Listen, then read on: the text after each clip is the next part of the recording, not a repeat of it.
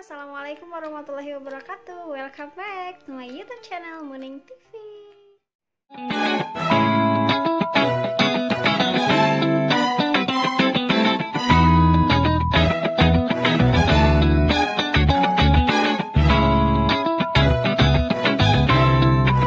Oke, sekarang kita akan bahas mengenai seleksi kompetensi bidang pada tes CPNS. Namun sebelumnya seperti biasa jangan lupa buat like, comment, dan subscribe.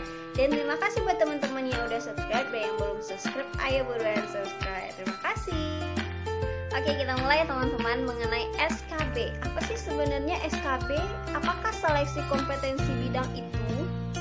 Nah, untuk di sini aku akan menjelaskan mengenai SKB itu berdasarkan bidang aku ya teman-teman. Di sini aku adalah seorang guru, berarti aku akan menjelaskan ke teman-teman SKB guru itu seperti apa. Dan bagi teman-teman yang ngambilnya di luar guru mungkin bisa sebagai pedoman, karena ada beberapa penilaiannya itu akan sama.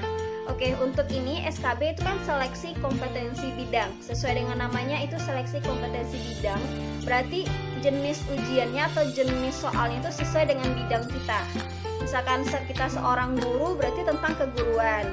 Apa itu kompetensi guru itu apa-apa aja. Kemudian tentang RPP juga ada di sana, perangkat pembelajaran guru. Kemudian bagaimana kita sebagai seorang guru terhadap anak, itu juga ada. Dan untuk SKB ini soalnya juga sama dengan SKD, itu jumlahnya 100 soal. Pada saat aku ujian, yaitu di 2018 di Pemprov Sumatera Barat, SKB ini dibagi menjadi dua bentuk ya teman-teman, dimanapun itu. Cuman persentasenya tergantung instansi masing-masing mungkin. Kalau untuk aku di Pemprov Sumatera Barat pada waktu itu 40% itu untuk sesuai tentang keguruan, dan 60%-nya itu tentang mata pelajaran kita. Berarti aku seorang guru fisika, 40% itu materi aku tentang keguruan.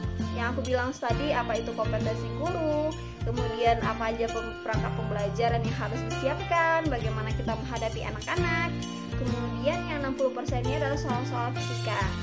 Nah, dimanapun teman-teman semuanya yang akan mengambil profesi sebagai guru, baik itu nanti guru fisika, guru kimia, biologi, bahasa Indonesia, bahasa Inggris, dan guru-guru yang lain, itu teman-teman harus mempersiapkan.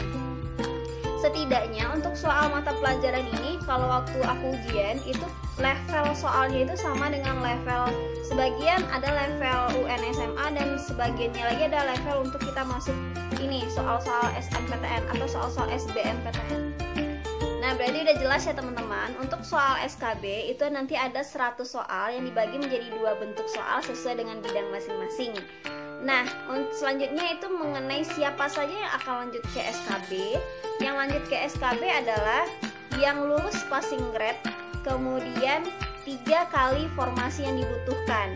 Misalkan di sekolah ini dibutuhkan 1 guru agama Islam, berarti yang akan lanjut SKB adalah 1 kali 3, berarti 3 orang yang lulus passing grade. Walaupun dari formasi itu yang misalkan yang mendaftar ada 15 dan yang lulus passing grade ada 6 orang, tapi tetap yang akan lanjut SKB adalah 3 tertinggi, karena yang lanjut SKB ini 3 kali berapa formasi yang dibutuhkan.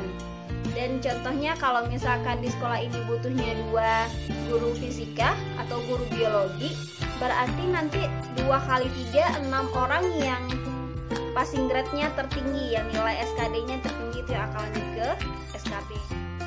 Oke, sekarang bagaimana kalau misalkan yang lulus passing grade itu hanya 2, sedangkan formasinya butuh 1, berarti kan 3 orang nih yang lanjut SKB, tapi yang lulus passing grade-nya hanya 2, bagaimana? Apakah akan diambil dari nilai yang nomor 3? Tidak teman-teman, jadi untuk yang kalau misalkan passing grade-nya hanya 2, berarti yang 2 ini akan melaju. Terus bagaimana dengan 1? Ya udah, berarti yang 1 ini akan melaju ke SKB. Karena aku akan sharing ke teman-teman ya, pada saat aku SKB, aku kebetulan SKB-nya sendiri, karena aku lulus passing grade-nya sendiri dan aku nggak ada rival. Jadi apapun itu, walaupun aku melanjut sendiri, aku akan tetap ujian SKB. Mau berapapun nilai itu nanti insya Allah udah ada gerbangnya buat kita jadi CPNS. Itu untuk yang jumlah kita melaju ke SKB. Jadi nggak harus dipaskan 3 kalau dia tidak cukup untuk lanjut ke SKB yang lewat passing grade. Tapi kalau misalkan 4 memang harus terselisih 1. Kalau misalkan dibutuhkannya 1, kalau misalkan 2 dibutuhkan, berarti yang akan lanjut SKB-nya ada 6. Oke, sekarang kita bahas mengenai nilai akhir. Kita dinyatakan lulus itu nilai akhir kita dapatnya dari mana? Nilai akhir itu didapatkan dari 40% nilai SKD dan 60% nilai SKB. Berarti di sini persentase tertinggi adalah SKB. Dan buat teman-teman yang udah lulus SKB sekarang, berarti kan udah lihat nilainya masing-masing. Dan buat yang berada di posisi atas nilai SKB-nya jangan lengah, karena nilai SKB kita mungkin saja boleh tinggi, tapi nanti kalau misalkan di SKB rival kita lebih tinggi, kemungkinan rival kita yang akan tinggi nilainya, karena SKB ini nilainya 60%. Nah, untuk itu ketika udah disatukan, itulah nilai akhir kita. Dan siapa yang paling tinggi itulah yang dinyatakan untuk lulus seleksi CPNS. Oke teman-teman, untuk pembahasan mengenai SKB kita cukupkan sampai di sini, dan aku ucapkan selamat berjuang buat teman-teman yang lanjut SKB, semoga menjadi ASN 2020.